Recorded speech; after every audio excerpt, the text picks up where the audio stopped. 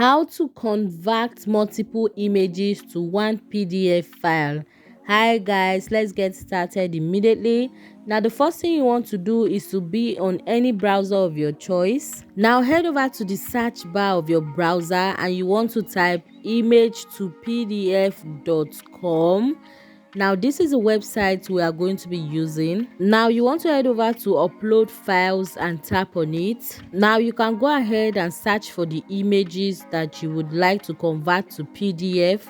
Now you just want to go to the image location, select them, and then you want to click on open when you are done. And this is what your screen should be looking like. And at this point, if you still want to add more pictures, you can do that.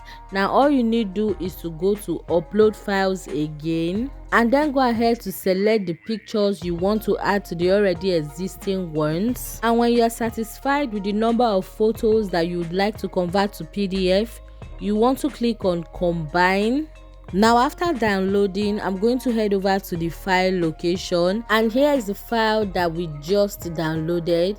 Now I'm going to be tapping on it so I can open it. For today, I'm going to be using my WPS so we can see if all the pictures we added, they are present in this PDF file. And guys, as you can see, here are the pictures that were added into one PDF file.